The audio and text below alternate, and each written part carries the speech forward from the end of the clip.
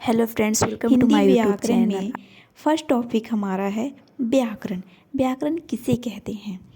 तो व्याकरण उस विद्या को कहते हैं जिससे हम भाषा को शुद्ध बोलना तथा लिखना सीखते हैं। अब भाषा किसे कहते हैं? तो भाषा उस साधन का नाम है जिससे हम बोलकर या लिखकर अपने विचार प्रकट करते हैं, जैसे हिंदी भाषा, अंग्रेजी भाषा, मलयालम भाषा, पंजाबी भाषा, तमिल भाषा आदि।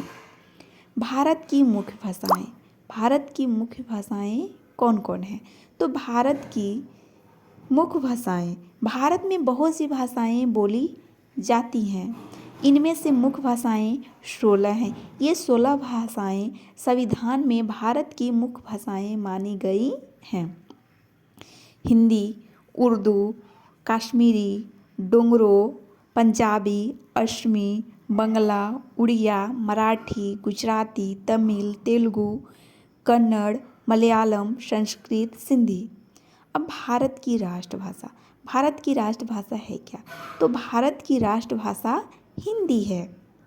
अब आगे पढ़ेंगे वाक्य। वाक्य किसे कहते हैं? वाक्य, भाषा वाक्यों से बनती है। वाक्य के द्वारा ही हम बोलकर या लिखकर अपने विचार प्रकट करते हैं। एक से अधिक शब्दों का समूह जो पूरा अर्थ प्रकट करे वाक्य कहलाता है। वाक्य में दो बातें अवश्य होती हैं।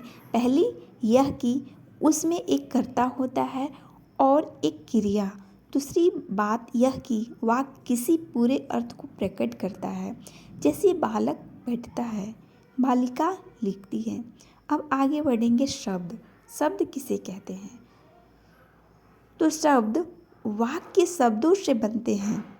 वर्णों के सार्थक समूह का नाम शब्द है।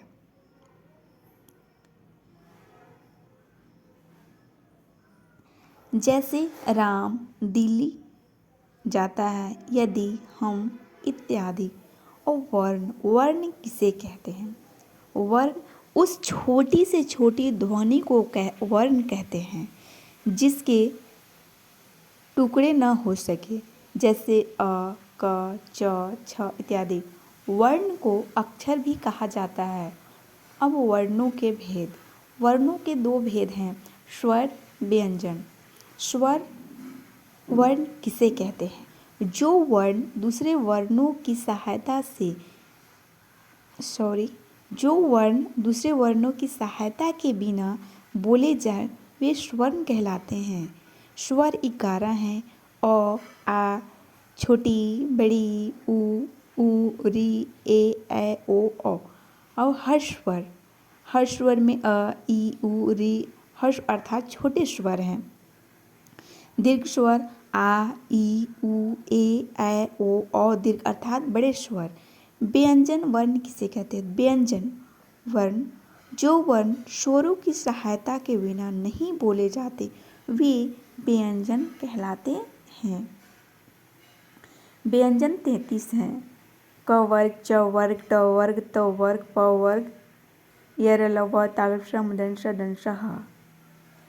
व्यंजनों का असली रूप क, ख, च, य आदि है, परंतु इनमें अ मिलाकर इन्हें क, ख, च, य आदि लिखा जाता है।